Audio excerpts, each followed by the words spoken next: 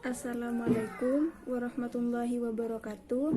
Perkenalkan, saya Lina Diro, NIM E 2019-1101. Prodi Perbankan Syariah 3. Di sini saya akan menanggapi materi yang sudah dijelaskan oleh Bapak Abdul Wadud Nafis yang berjudul Perhitungan Pendapatan Nasional. Baik, yang pertama mengenai definisi pendapatan nasional. Bisa diartikan nilai total output akhir suatu negara dari semua barang dan jasa yang diproduksi dalam satu tahun. Yang kedua, mohon maaf, maksud saya selanjutnya konsep pendapatan nasional. Yang pertama produk domestik bruto, produk nasional bruto, produk nasional neto, pendapatan nasional neto, pendapatan perseorangan, pendapatan yang siap dibelanjakan. Yang pertama, produk domestik bruto, yaitu produk yang merupakan jumlah produk baik barang maupun jasa yang dihasilkan oleh unit-unit produksi dalam batas wilayah suatu negara atau domestik selama 1 tahun. Ya, selanjutnya produk nasional bruto juga bisa diartikan nilai produk, baik barang maupun jasa, yang dihasilkan oleh penduduk suatu negara nasional selama 1 tahun, termasuk yang dihasilkan oleh warga negara tersebut di luar negeri. Jadi, jika ada seorang pria asal Indonesia yang menjual pakaian di Vietnam, barang atau jasa yang dihasilkan termasuk ke dalam produk nasional bruto. Selanjutnya, produk nasional neto. Produk nasional neto bisa diartikan produk nasional kotor dikurangi penyusutan barang modal. Selanjutnya, pendapatan nasional neto. Pendapatan nasional neto dapat diartikan pendapatan yang dihitung menurut jumlah balas jasa yang diterima oleh masyarakat sebagai pemilik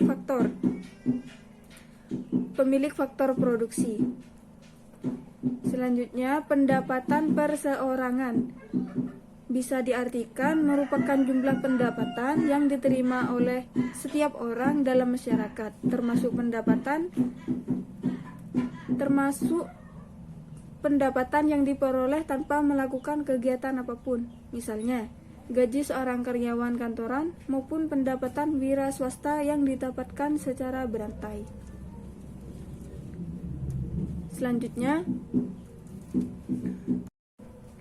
Selanjutnya, pendapatan nasional dalam perspektif ekonomi Islam. Yang pertama, pendapatan nasional harus dapat mengukur penyebaran pendapatan individu rumah tangga. Yang kedua, pendapatan nasional harus dapat mengukur produksi di sektor pedesaan.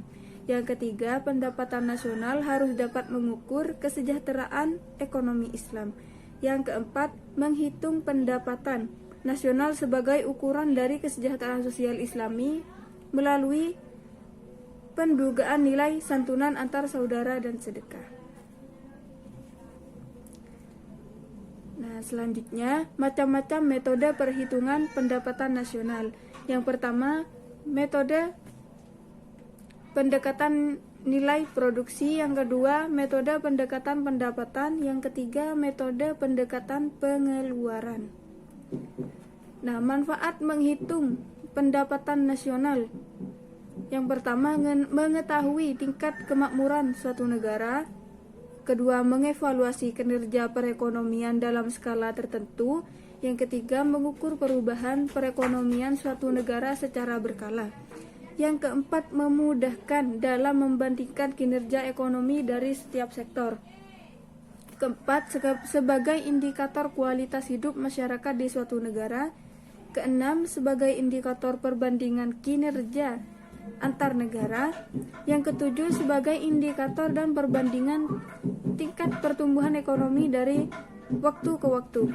Yang kedelapan, sebagai indikator perbandingan kualitas standar hidup antar negara. Yang terakhir, sebagai indikator dan perbandingan pertumbuhan ekonomi dan kekayaan dari suatu negara.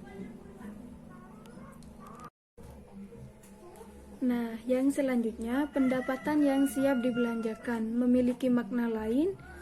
Pendapatan ini merupakan pendapatan yang siap untuk dimanfaatkan guna membeli barang dan jasa konsumsi, dan selebihnya menjadi tabungan yang disalurkan menjadi investasi. Selanjutnya, sumber-sumber pendapatan nasional dalam ekonomi Islam. Yang pertama ghanimah, yang kedua sedekah, yang ketiga infak, yang keempat zakat, yang kelima us, yang keenam jizyah, yang keenam kharaj, yang kedelapan pajak tambang dan harta karun, yang kesembilan wakaf. Baik, sekian tanggapan dari saya.